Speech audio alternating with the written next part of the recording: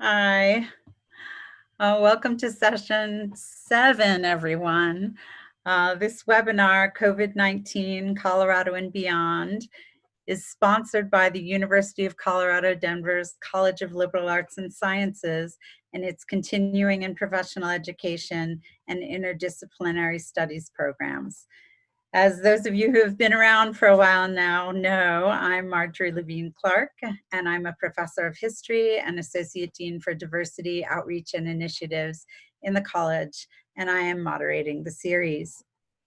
Please use the Q&A feature at the bottom of your screen to ask questions during the lecture and after. We hope to get to as many of your questions as we can at the end of the presentation. Information about student credit and continuing education units can be found on our continuing and professional education website. Students interested in credit have to write a one-page paper for every lecture, and today's prompt for the paper is, explain how language matters to how people understand pandemics. In your response, be sure to include examples from specific language devices used during COVID. I'll read it again. Explain how language matters to how people understand pandemics. In your response, be sure to include examples from specific language devices used during COVID. And remember, the prompt will also be posted on the course website along with all the other lecture questions. The lecture is also being recorded and it will be up on the website and the CLAS YouTube page as well. As usual, I want to thank the many people who made this webinar happen. First, Dean Pam Jansma and Assistant Dean Joanne Porter of the College of Liberal Arts and Sciences for supporting this program and making credit available to many of our students at no cost. Our outstanding faculty who volunteered their time for this series, Mike Effler and Noah Dodero from the Office of Information Technology, Shayna Bull, Amy Arnold, and the Office of Digital Education, Interim Associate Vice Chancellor of Academic Affairs, Joanne Brennan, the University Registrar, Carrie John, and her team, Associate Bursar, Eric Gray, and from CLAS, Tracy Combe, Director of Marketing and Communication, Laurel Dodds, Director of Continuing and Professional Education, Course and Curriculum Coordinator, Mary Lovett, and Kristen Salisbury, Program Manager for Continuing and Professional Education, who oversaw putting this whole event together. Today, we welcome Professor Lisa Keränen, who is Chair of the Communication Department. Professor Keränen received her PhD in Communication, specializing in the Rhetoric of Science from the University of Pittsburgh. She studies and teaches rhetorical theory and criticism with an emphasis on the rhetoric of medicine, healthcare, and bioethics. She's received numerous awards for her teaching, research, and service. Welcome, Professor Keränen. Thank you so much, Marjorie and Kristen, Laurel, and everyone for making this event series possible. I'm going to share my screen now so that we can get started. All right.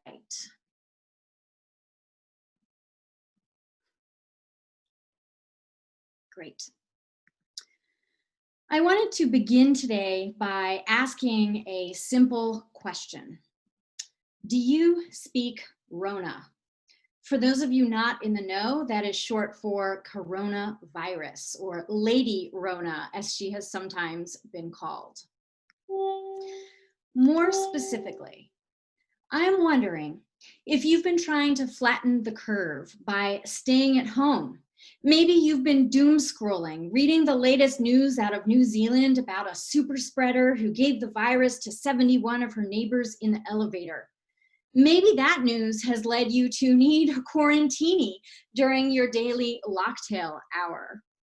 Now confess, are you perchance only wearing your fancy upperwear today?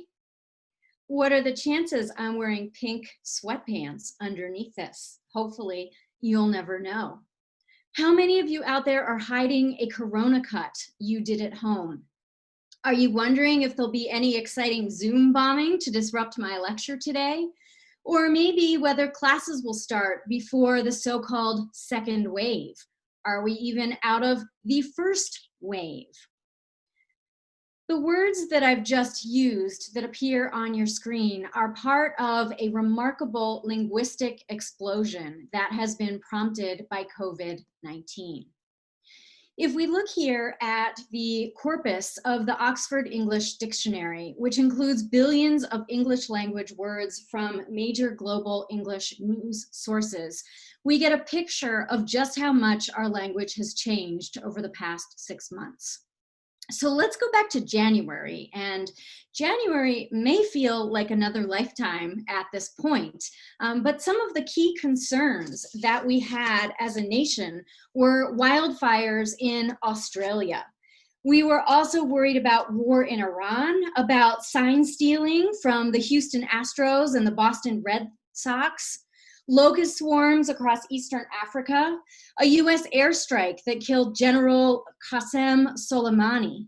And yes, there was that little thing called impeachment. Do you remember? Again, it feels like a lifetime ago. You'll notice that as we moved out of January and COVID began to sweep our nation, our language started to change. So here you'll see in the second column that the top 6 words that were used in the OED's corpus were COVID-19 related. And by March, it seemed that COVID words absolutely dominated our vocabulary. Right? As you can see, the entire list of the top words in the English language from global sources. A number of these terms were in our everyday use. So here I've made a word cloud from the article listed at the bottom of the screen. And by the way, a lot of my sources are hyperlinked, and I'll share the PowerPoint with Kristen for posting on the website so that you can find my sources more easily. But you'll see here that a lot of our terms were English language terms that were already in usage, but that either came into more prominent usage or took on slightly different meanings in the era of COVID. So words like self-isolation and self-quarantine that come out of the 1800s. Coronavirus, which was a term coined in 1968 in a Nature publication, announcing the discovery of a new coronavirus. The word infodemic, which some people associate with the confusing array of misinformation from COVID, was actually a term that was coined during SARS back in 2003, showing a similar sort of concern with misinformation circulating during a pandemic.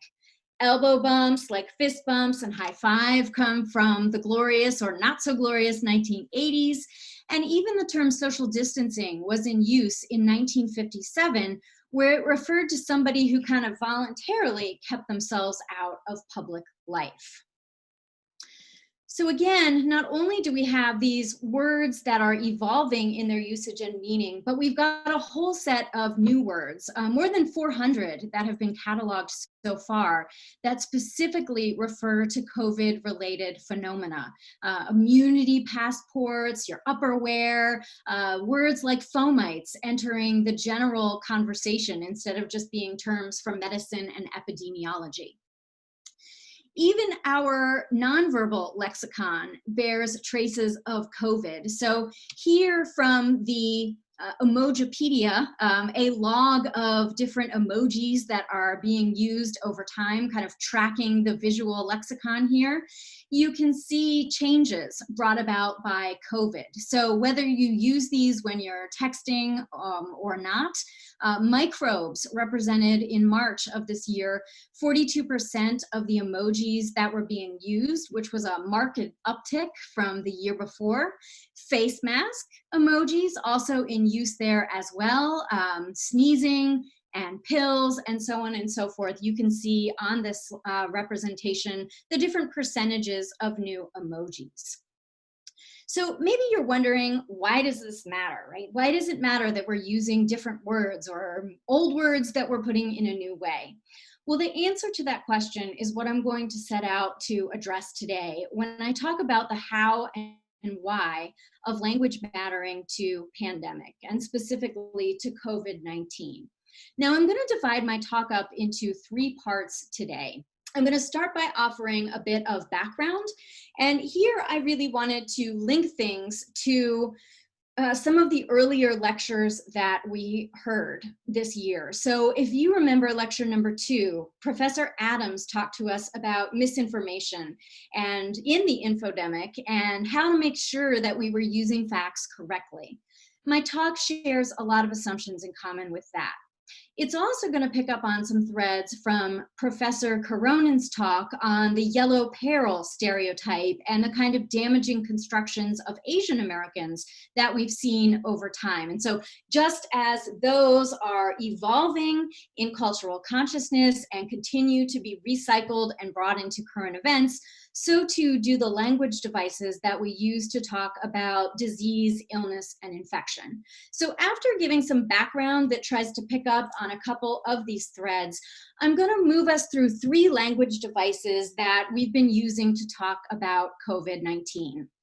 And I'm going to end by doing a little riff on one of the major tropes of the contemporary moment. A trope is a turn on language, and it's kind of in this context, I'm using it to mean a motif or a recurrent theme, and that is the idea of resilience. And that's a really nice transition into what you're going to be hearing from Dr. Kilborn on Wednesday when you talk about psychology and resources for coping with pandemic, because resilience is a very popular term in psychology among other fields today. So that's a brief roadmap to some of our major parts that we'll be working our way through today. And now let me just go ahead and be a little bit more explicit and transparent about what I'm hoping that you get out of today's lecture. And of course, during the Q&A, I'll hear a little bit more from you about what you're hoping that we can talk about today. So first, I'm hoping that at the end of today, we can leave being able to explain how metaphor, narrative, othering, and resilience discourses shape how we understand and respond to pandemic. I also want us to be able to identify the parts of an outbreak narrative, to know them when we see them in society, and indeed we see them all day, every day. And I'd like for us to be able to explain how they are working in society. And then lastly, I'd like us to be able to use this theoretical background to be able to assess or evaluate different helpful and harmful ways of talking about pandemic. So those are our broad learning goals for today. Alrighty. Let me then begin with a little bit of background. So I come to you today as a communication scholar, and that means that I'm really interested in how people make meaning in the world around them, and specifically how they do that using language, whether it's verbal, whether it's visual, whether it's nonverbal, whether it's material, communicating with objects or gestures or pieces of art, and how that has consequences for everyday understanding and action. So more specifically, I think it's really interesting to start today's lecture with the observation that contagion and communication as ideas have a lot of interpenetration. So the word contagion has that Latin root, Latin meaning of touching together, and it shares the Latin root with things like contiguous, context, and other words that have this sense of bringing things together. And so contagion here really is talking about a bringing together of bodies and ideas. And that's where this communication piece comes together. And we often use viral metaphors of contagion when we're talking about communication. So from living as a citizen of the 21st century that virality is a major metaphor for digital life, right? We even say, my tweet went viral or my social media content went viral as a sort of positive goal. Again, reflecting this idea that there is spread of ideas and people, there's spread of something through this contact, this bringing together of different things. So my specific lens then that I'm going to bring is I'm really something, well, I call myself and others who do what I do rhetoricians of health and medicine. And that itself is a neologism. It's a new term that dates back a couple of decades now. And we're really a group of people who are interested in how we use language to create meaning and action related to health and illness. So whether it's how we understand the body, or how we understand a contested illness, or even an illness in general, not even one that's contested, but a long accepted and well diagnosed, well understood sort of disease, how we use language to make sense of that and to decide how to act. And people who do what I do, most of us come from the humanities. Some consider themselves to be social scientists, and we largely come from areas like English, composition, communication, media studies, health humanities, and allied sorts of fields. So all of this really came home for me about 2 decades ago, in the months leading up to 9/11. And this is my story about the power of language in health and medicine. I spent the summer shadowing a medical ethicist at a large urban teaching hospital. And on one of my first days, when I was about as much of a newbie in the hospital setting as a rhetorician who studied language and had kept herself at arm's length from death and dying could be, was that we were called in to help deliver some bad news to a family. And to this day, I'm not quite sure what the ethical issue was per se. I really think that they needed some communication help.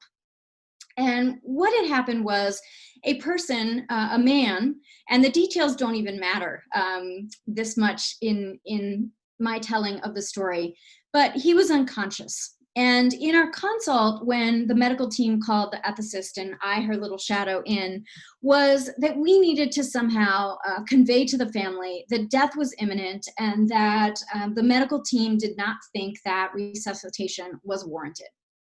So we talked about having that conversation. We met in a conference room with the family, and the cardiologist started speaking about the state of the patient's heart. And the nephrologist started talking about the state of the patient's kidney. And though I'm paraphrasing in telling the story, because it was decades ago, the family said something to the effect of, but when will the patient be discharged, right? When will my loved one be able to go home? And I realized in that moment that we had had a catastrophic failure to communicate, right, on behalf of the team. That somehow our reality that the patient was at death's door, to use a popular phrase, had not at all been conveyed to the family in the moment. Now, I tell this story not to condemn healthcare professionals, for whom I have a tremendous amount of respect. But it's about the power of the specific language choices that we use to shape others' reality. Now, if my story bored you and wasn't worth listening to, let me give you some other reasons why language makes a difference to pandemic. So I'm going to talk you through here 6 specific ways that language, the words we use, and the stories we tell have the capacity to shape our understanding of something like COVID-19. First, as Professor Adams' lecture really hit home, are language choices the way we share information or potentially share misinformation, which can have life and death consequences? In turn, because of that information, they can secondly shape perception and action. Whether I wear a mask depends whether I've been persuaded that mask wearing reduces my risk, or even that there's a risk that I should want to wear a mask for in the first place. In that way, then, they directly and thirdly influence infection and mortality rates, right, by encouraging certain sorts of behavior over others. My language choices, our language choices, can also be used to promote or lessen stigma, as Professor Keränen's lecture so ably showed us. They also have the capacity, as we're seeing right now, to be able to affect the economy and the broader culture. And we saw the economy conversation happen in Professor Friedson's talk, and we'll see the culture through a lot of them, including those language new terms, those neologisms that I was talking with you about early on in my slide. And then lastly, and this one's the most important one from my personal perspective, is that every time we use language, we have the capacity to either create or undermine a community. And that, I think, is very important as we find ourselves in an increasingly polarized world.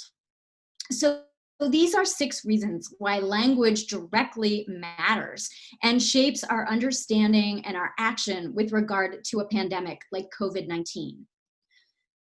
I'm also going to show you how our language has real material effects, right? That is how it changes something about the real lived reality on the ground. And so this is an image from a London-based NGO called Moonshot.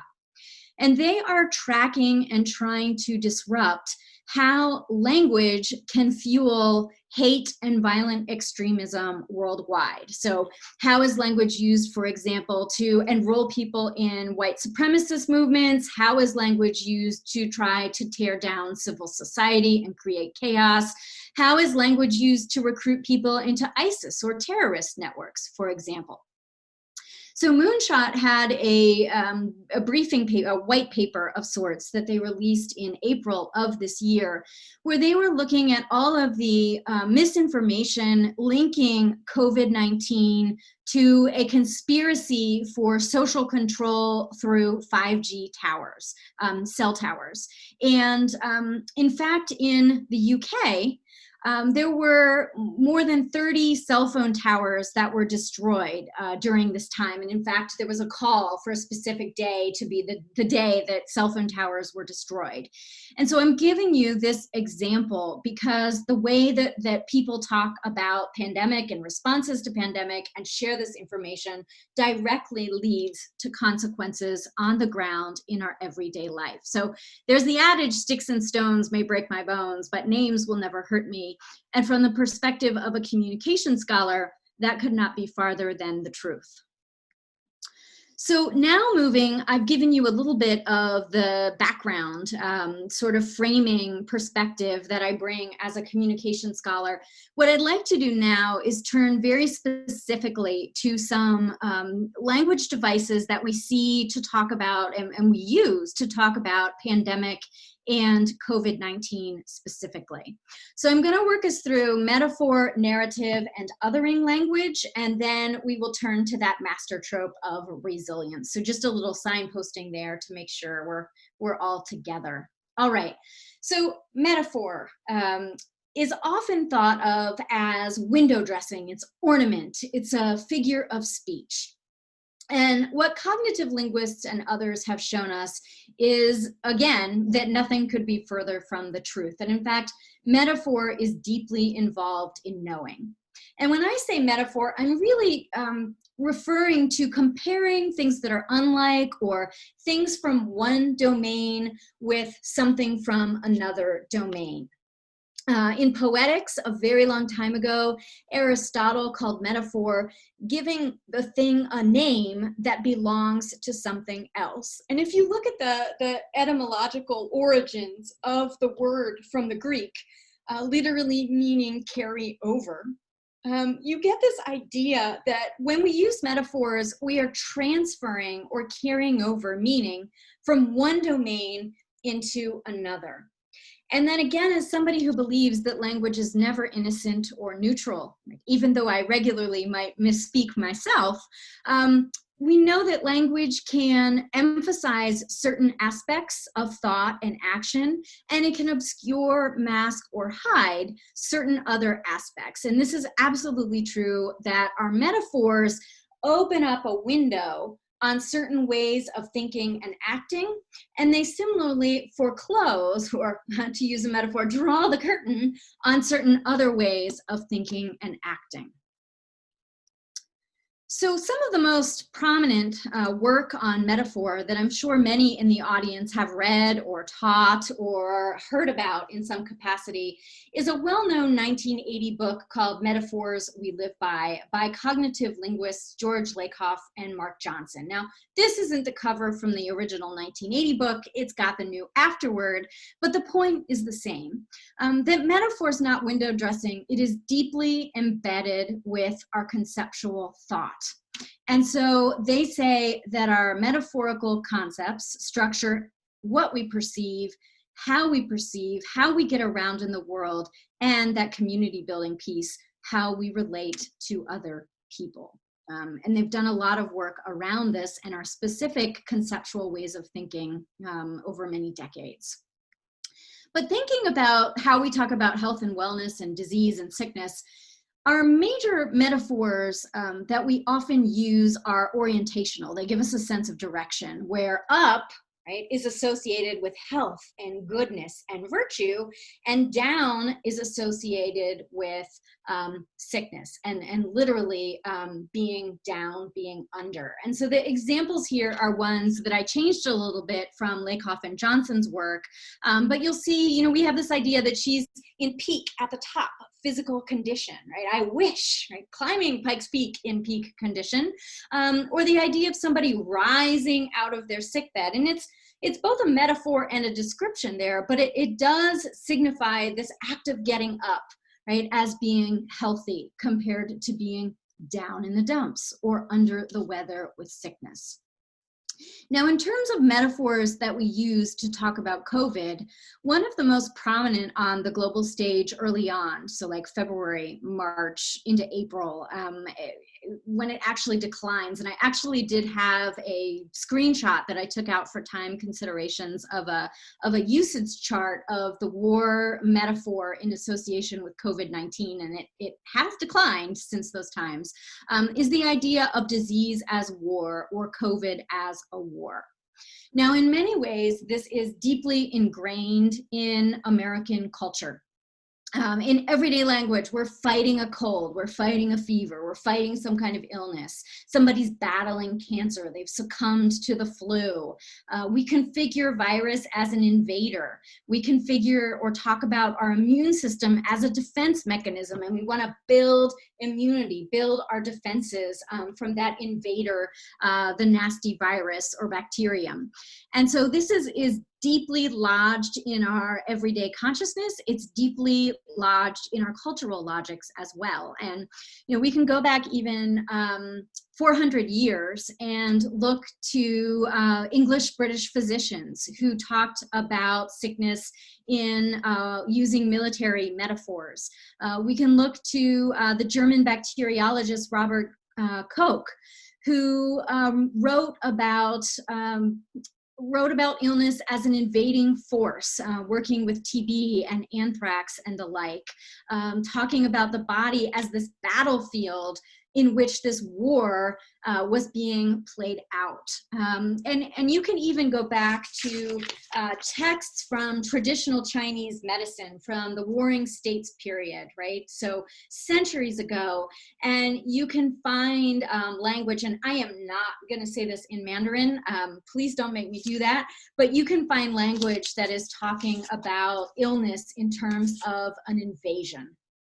Specific types of invading energies even. So again, as I mentioned earlier this year, we've got global headlines and a public discourse that really is configuring COVID-19 in martial, in military and warlike terms. So the current president wants to consider himself a wartime president. China's Xi Jinping declares a people's war on COVID-19. British secretaries are invoking the Blitz spirit, right? Everybody stiff upper lip, chin up, trying to not let the COVID get you down, that other orientational metaphor there. Trump drafting everyday Americans in his battlefield rhetoric. I'm not sure if you got the Join Trump's Army set of messaging. And even in French, you see Emmanuel Macron in La Guerre, also talking about COVID-19 in warlike ways, using this metaphor of disease as war. Now, as I mentioned earlier, as a rhetorical scholar, I believe that every language choice we make has advantages and disadvantages. Communication doesn't have a panacea. It's an interpretive art that we engage in every day. And so when we talk about COVID-19 in terms of a war, there are some advantages that we have. And one of those is that the idea of war is sometimes something that can bring society together. So it can encourage us to converge around a common cause. It can also give people a sense of agency, right? That I am engaged in this struggle, I am engaged in this fight, right? And the medical literature includes examples of people who feel very empowered by having this sense that they are in it, in this existential fight. For some patients, it can give them a sense of hope, right? That I'm going to win this battle. I'm going to emerge victorious out of illness. It can also create illness communities. So my daughter has type 1 diabetes, or T1D for short. And she belongs to a lot of communities and does talk about herself as a T1D warrior, right? Using, again, that military metaphor, like every day is a battle to get the insulin right, because her pancreas isn't doing what it's supposed to be doing. So she has a sense of belonging, right, to this warrior, T1D warrior community. And then it's also a very comfortable use of language that is culturally familiar, it's culturally permissible, it just trips off the tongue without our even thinking and realizing that we're using metaphors. So those are the strengths. But at the same time, if we're not careful, the COVID as war metaphor also entails some problems. So first, it can be used to blame or stigmatize those who don't survive, right? The person who gave in or succumbed or gave up their fight against cancer or some other terminal disease. It can also be used, and I think we want to think about this one very carefully, that deaths are to be expected collateral damage. You may be aware of discourses circulating right now that are suggesting that, right? That this is normal, this is acceptable, these deaths are the price you pay, they are merely collateral damage, right? Which is, from the perspective of the person who wants their life to continue and feels devalued, problematic. It often also reduces the complexity of an outbreak. If I'm enrolled in this military, this kind of epic battle against COVID, and I'm primarily thinking of it that way, then I might not be considering the broader complexities and cultural and social and biological conditions that gave rise to COVID-19, like spillover, which was so wonderfully spoken about by our biology team last week's lecture. In addition, the feminist in me wants to put on her feminist glasses and say the war metaphor is also power-laden, paternalistic, and aggressive. And I did a radio interview where I said we could contrast it with metaphors of caring. Right, so fighting the disease versus caring for our healthcare workers versus caring for people who are vulnerable during the time of COVID. We also know that historically, war has been accompanied by ethics abuses. And you can think of Nazi Germany, you can think of experimentation during World War II, Japan's Unit 731, for example. And so when we use military metaphors, we also want to be very careful that we're not suspending our ethical imperatives when we conduct research, which is something to be on the lookout for today. And saying that we're at war against COVID-19 also is not helpful for people who don't have the equipment or the support to, and again, this is in air quotes, right, properly go to battle. And you can think of, again, our healthcare workers, and my other daughter has spent her summer sewing masks for our local healthcare workers. And so without equipment, how does one fight the battle, so to speak? So in this Vox piece, I and some others kind of talked a little bit about alternate metaphors that we might use to talk about COVID-19. And some of those are natural disaster, or even that it's just a disaster, fire or wildfire, which can be easily contained. Apocalypse is one that comes up quite a bit, people meaning it literally and figuratively. A journey or a quest, One that I find particularly interesting, that it's a stress test on our system. And then there's all sorts of ecological metaphors, a warning cry for Mother Earth, etc., and so on. So I don't have the magic metaphor that's going to work for all situations because I don't believe that one exists. But what I do want to get you to think a little bit about are which metaphors are more helpful than others when you think and talk about COVID-19. Susan Sontag, in her 1978 Illness as Metaphor, famously argued that we should eliminate metaphors from our talk about illness. And ironically, she starts her book with a metaphor of her own. She says that all of us have dual citizenship in the kingdom of the sick and the kingdom of the well. And so as a rhetorical scholar, I argue we can't strip metaphor from our language. It's embedded all the way down. And the best that we can do is think about which metaphors serve us better, which are more helpful. And so I also included on here a couple of other metaphors that a group out of Nottingham in the United Kingdom has been tracking.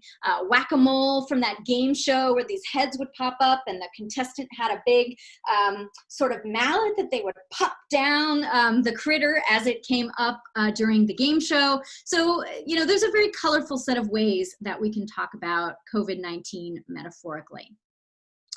Another mechanism that we use rhetorically to talk about COVID-19 are narratives. And whether you know it or not, you all have been living narratives of contagion for quite some time, even earlier than the rise in these narratives that we saw in the post 9/11 Anthrax mailing era. So if you've seen a film like Contagion or World War Z or I Am Legend, or you've watched The Walking Dead, you are familiar with viral thriller narratives. Now, as you might suspect, scholars from English and communication don't believe that these narratives are all created equal. They don't believe that they are all doing innocent cultural work. And so one of my favorite scholars, like I am her big fangirl, is English professor Priscilla Wald, who wrote a fabulous book that I cannot recommend enough. It's called Contagious: Cultures, Carriers, and the Outbreak Narrative. And she tracks a formulaic plot across media types. So I showed you examples from film. It's how our news stories every day about COVID-19 get told. And it goes a little something like this. It starts with an emerging infection. It focuses then on global networks that facilitate spread. It features how epidemiologists and scientists are fearlessly working to contain that epidemic, that spread.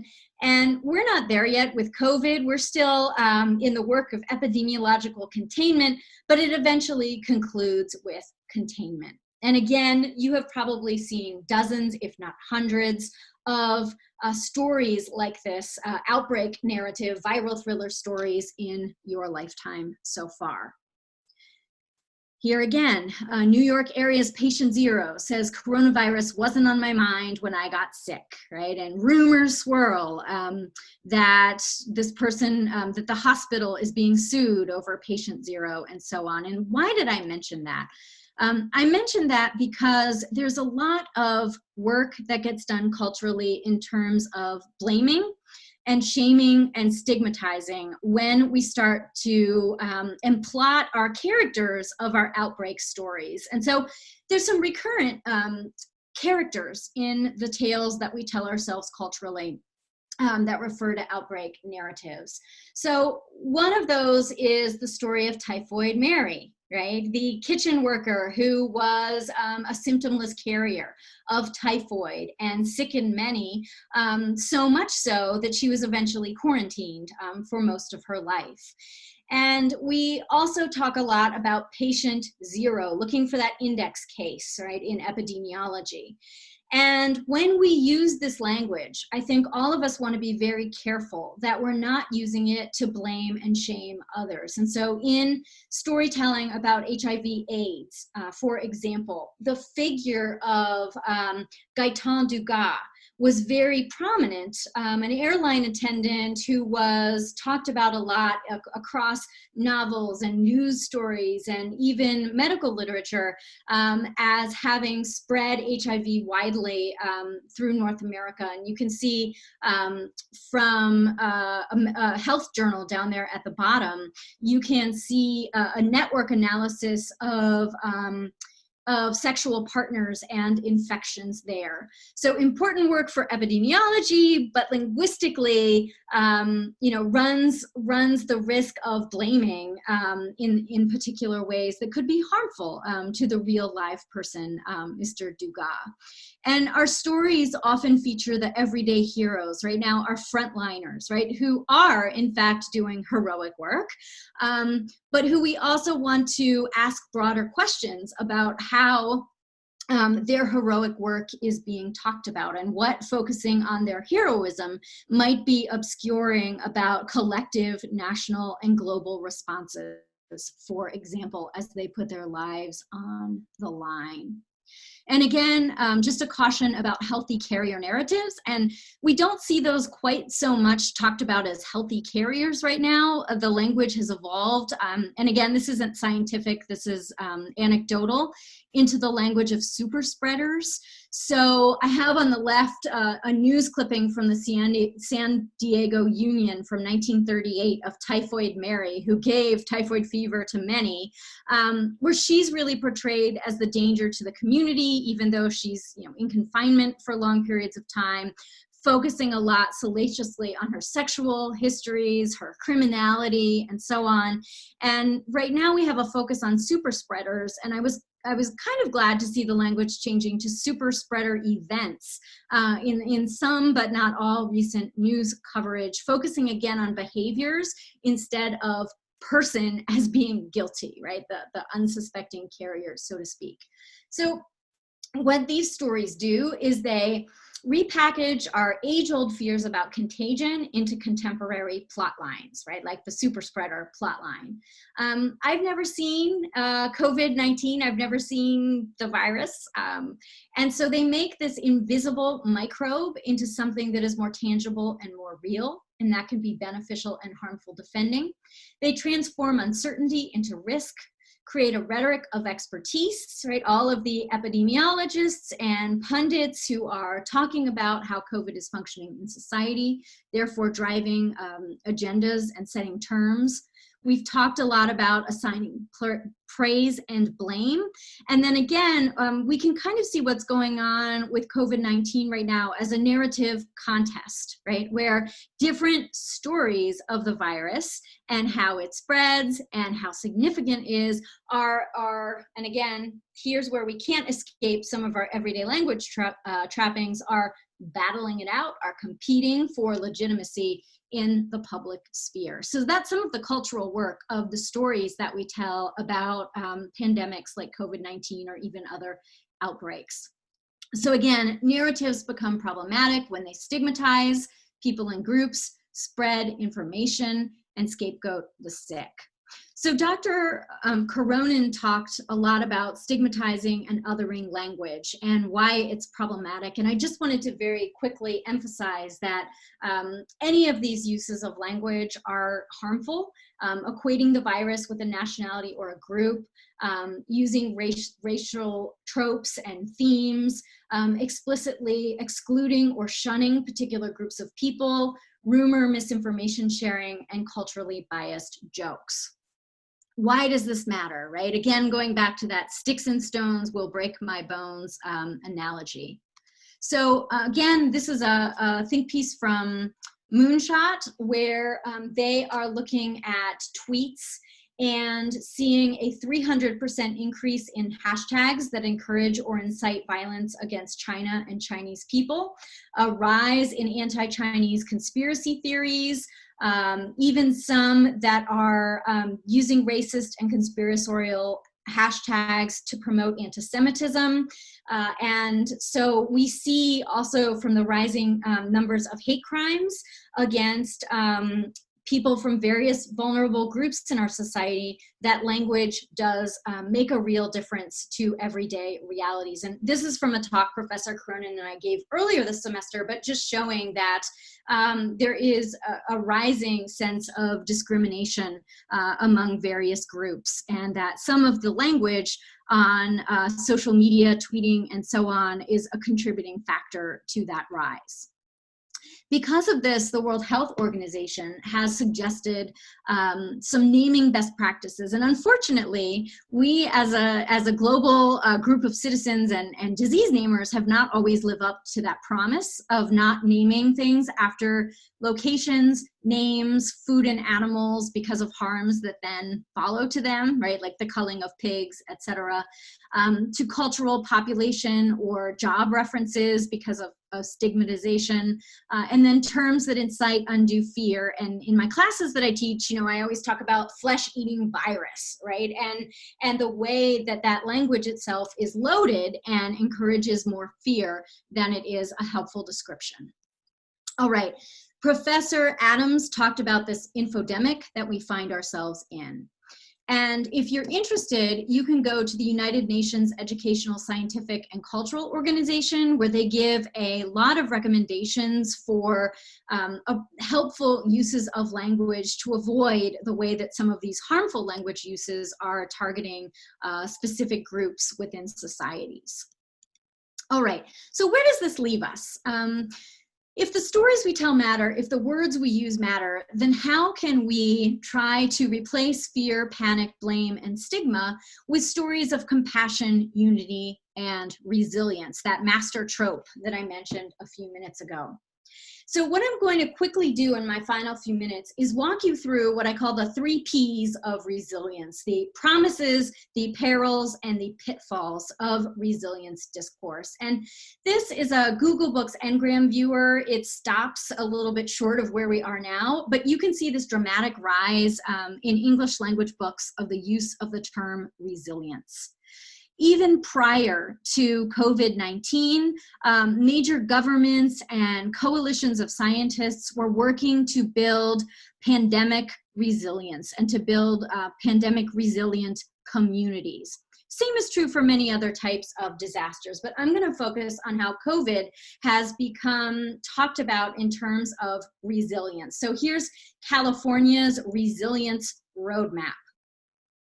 Here is Harvard's Center on the Developing Child, for example. So resilience as a way of thinking and as a language use is bound up in the idea that we have complex, adaptable systems. Like with COVID, we have knowledge that is uncertain, that is changing, that is growing, but a lot of unknowns. But it's also built around an anticipatory logic, right? That we might suspect that cases are going to rise again in the fall when people go back into buildings with one another in close proximity. There is also in resilience thinking an element of reflection and reflexivity, that is taking information and rebuilding the system with it, or trying to change the system in light of new information. And it can confer a sense of empowerment agency, that we are forward-looking, we are planning for this uncertain and unknown future. All right, so it promises that we can prepare for the unknown, but what is likely inevitable. It coordinates a lot of action and funding, therefore creating opportunities, right? And when COVID happened, we all saw the calls for grants and funding and quick response research and so on. And I'm not saying that's bad, I'm just saying this is how resilience discourse functions. It sets the stage for particular types of response and recovery, and then again increases particular market flows, right? So that we know that colleges and universities are going to be buying a lot of themed masks for the fall with their spirit animals on them, for example. But like some of the other language devices that I was talking about earlier, it can also promote victim blaming, right? The communities that aren't resilient, the communities that didn't heed the health advice, for example. It can promote thinking about all sorts of domains of human life from a security or even a national security perspective. Again, advancing particular agendas that can widen resource gaps. It distributes responsibility to individual or local levels, where at the household level, people are often seen as responsible for their resilient response and their planning for the unknown.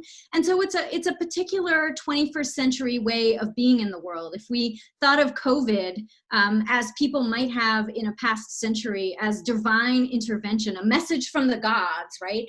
Then we don't need to be thinking about resilience thinking in quite the same way that we do today when we see ourselves as part of these large, complex, adaptive systems. So some key questions that we should ask about COVID resilience when we hear people talking about it is, what is it anyway that we mean when we say COVID resilience? Is it a capacity, a way of being? Is it a process? And then I love this one, what are we trying to get back to, right? Is the old way of doing things and thinking the best system? Can we build something different, perhaps? Who's resilient? So who is left out of planning for resilience? Which vulnerable populations might not be at the table? Whose voices are included? Who's left out? And then there are some things, quite frankly, and the virus, the SARS-CoV-2 virus itself is something that it's not desirable for it to be resilient. Neither are the terrorist and hate organizations that seem to be thriving alongside with COVID and our social media environment. So that's another important question for all of us to ask. So I've covered a lot of ground today, and I don't, again, have a magic bullet. There's that military metaphor again, for how we should best talk about COVID-19.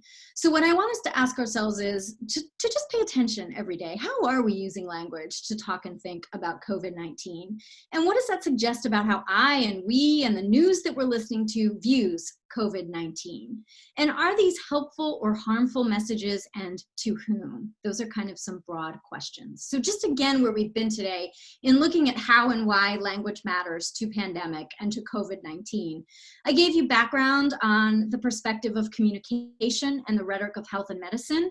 I specifically talked through 3 language devices: metaphor, narrative, and othering. And I ended with a brief riff on the 3 Ps, the promises, the perils, and the pitfalls of resilience thinking.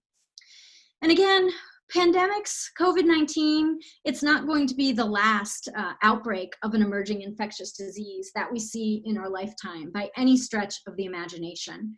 And our language and our culture are going to continue to co-evolve with these different emerging viral forms.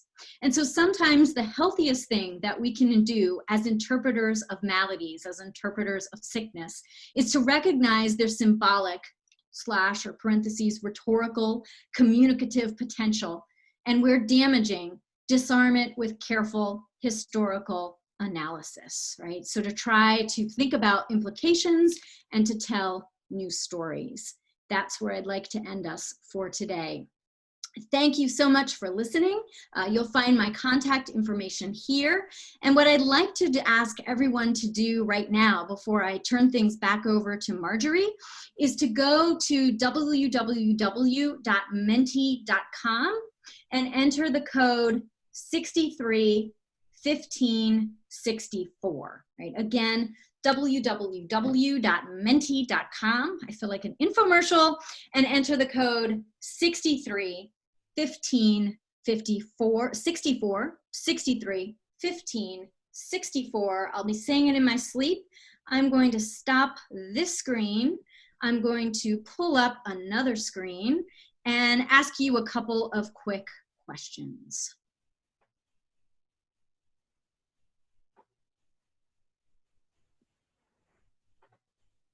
Marjorie, will you give me a thumbs up if we can see the menti.com? All right, so excellent. Menti.com, enter the code 631564. What do you think is the best metaphor for COVID? War, dance, journey, disaster, fire, something else? I like roller coaster. That's one that comes up a lot.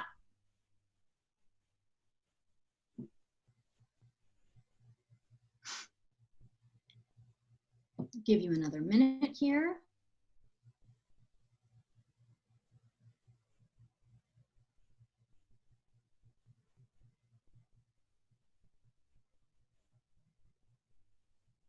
You can also do this on your smartphone or your computer or any other device that's connected to the internet.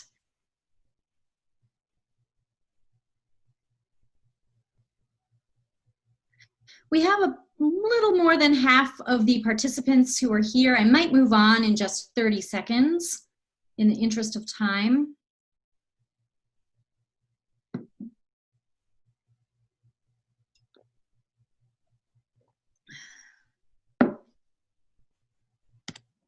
I'm agreeing with many of these. And the larger the font, the more people have entered that term. So you can see right now that disaster is the leading contender of the responses, and there's natural disaster too, so we could probably make that blue disaster even larger. All right, I'm going to move forward. So if you have not entered yours, quickly, quickly, quickly. I like survival of the fittest there. Yikes. Yeah. Yep.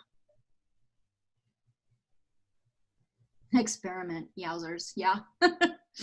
And we are the human guinea pigs, sadly enough, in that metaphor. All right, much to talk about here. My next one, top 3 COVID neologisms, that is new words that you use during COVID, things like Zoom bombing or quarantini, PPE, Lady Rhona, some kind of word that you use now that you didn't before COVID-19.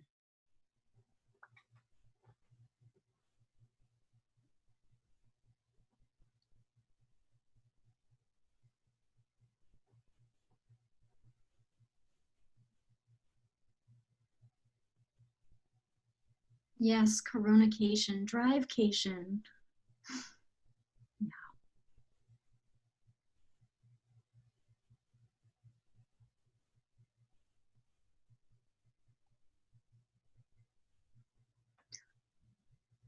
I've also seen quarantines to talk about this quarantine time. The 4 times. Apocalyptic. Mask care. Oh, that's a good one. I thought it was quarantine 19, by the way, to refer to the weight gain experienced from the stress eating. Yep, I heard that too. Yep.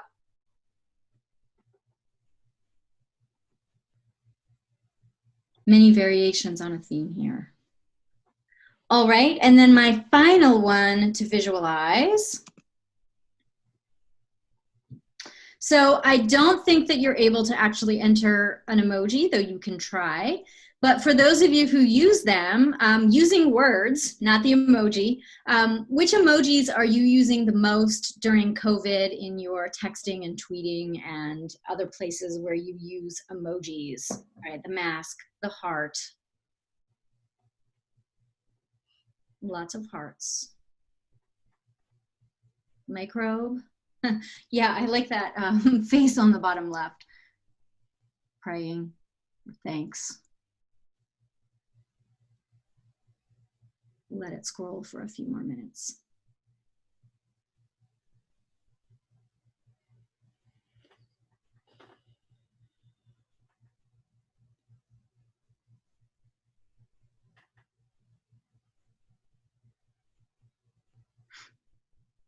And now I do know that it will take emojis for my future use of Mentimeter.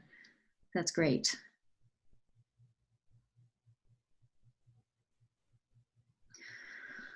All right, so I will leave this up for a moment, and I think Marjorie is going to lead us through some questions and answers. Well, you're going to give the answers. Right. Really? I was so hoping I could give the answers. Pass it on to you. Right. Well, Lisa, thank you for a really great presentation. And someone said, thank you for, I don't know if this is Kristen or somebody who wrote in, thank you for such a clear and informative lecture. But our first question is, are there people and organizations who are particularly effective in using language to discuss COVID-19 in a beneficial, constructive way? Are there people, this is connected to that, that we should pay attention to? Goodness. So to answer that question, I think I would tip my hand about who I think is doing a particularly good job and who is not. And so I suppose I should say at some level that there are large teams of people working for all of the government agencies at the state level, in Colorado, up through the World Health Organization, with professional communicators at WHO, health communicators who are working on messaging. So I always say go with the experts. But in terms of scholars who are looking at this, I would say there's this group out of Nottingham that is looking at pandemic metaphors. Brigitte Nerlich, Nerlich, is somebody who has done a lot of work there. Liz Angeli in the United States has tracked pandemic metaphors and kind of looked at the implications even earlier than SARS and on. So in terms of scholars, I'd say they're very important. I always think Priscilla Wald's work is very smart. I mean, she may not be prescriptive about how to communicate per se, but she really gives you a way of breaking down what is being said so that you can ask important questions about it. And again, I think at many of the states that have been seeing at least steady sorts of levels, governor level and their communication teams have been good at getting out messaging about mask wearing, about staying at home, about how infections spread, and so on. Again, I'm not going to tip my politics by mentioning particular states there, but certainly the World Health Organization is a good place, and they have guidelines for how to communicate about a lot of these issues. Journalism societies have guidelines that you can find about how to talk about some of these issues as well, in terms of not scapegoating particular people and maintaining confidentiality and so on. So those are just a couple of the places I think that you can go for additional examples and information. Great, thanks. So the stress tests on the system metaphor is interesting. What do you think are the pros and cons of that one? Sure. So the stress test on the system, to me, evokes that our global, it evokes the idea that there is this planetary, human, and material intersection, right, that is all interconnected. And the benefit there is that if we talk about it that way the most, we can say that COVID-19 is an opportunity for us to determine where we are not taking care of vulnerable people, vulnerable life forms, and vulnerable environments in ways that are best for the human species and the planet. So what I like about stress tests for the system is that it opens up that idea that we can do systems level thinking and we can find places where we're not living up to our human potential. The other idea that it's stress test on the system, though, the downside, I think, is that it almost suggests that it's a practice run for perhaps climate change. And I say that's a downside because I'm not sure that large swaths of the American public are willing to go there with that metaphor, right? That this is just a warm-up, if you will, for the chaos that climate change is likely to unleash on the global populace and its ecological systems. So I think, that's the dual nature of that stress test on the system kind of metaphor is, on the one hand, it's an opportunity for us to figure out how we can build better systems. And then on the other hand, if this is just a test, a stress test of worse things to come, we run the risk of COVID fatigue and people just kind of giving in to denial, apathy, and other kind of coping and defense mechanisms. So I kind of want to jump on that, the COVID fatigue and crisis fatigue, that kind of language. I've been hearing a lot about that. Mm-hmm. And how does that, what can you say about that? And how does that relate to the resilience language, right? Because I feel like there are a lot of people in everyday lives who are experiencing this kind of crisis fatigue, COVID fatigue, and how do you think they might be responsive to resilience language? Mhm. Right. So I think, Marjorie, that's a great question that you've just hit at this paradox, right? Where on the one hand, as citizens of the world, we probably have a moral obligation to stay up with the news and realizing what's happening to other people and other things in the world. But at the same time, not only with COVID, but with many major disasters and traumas, right? The literature is pretty clear, and I can get sites for you later, but that viewers and social media participants just grow weary of the constant onslaught of negative information. And so I think, a couple ways to approach that are, one, beyond the self-care is important kind of narrative, are to think about building systems where people can drop in and drop out as needed to, mutually help in responding to the crisis. So when you build in redundancies to your system, so that if I need self-care and I'm the frontline communicator, I can take that week and I can not listen to the news and do yoga and garden and whatever it is that I as a citizen kind of need to restore. So I think that's part of the resiliency, is building redundancies. The issue we face is that right now our systems have not been set up that way, right? And so we're struggling just to get enough PPE for the hospitals in places where large sections of the populace do not believe in public health messaging about COVID-19.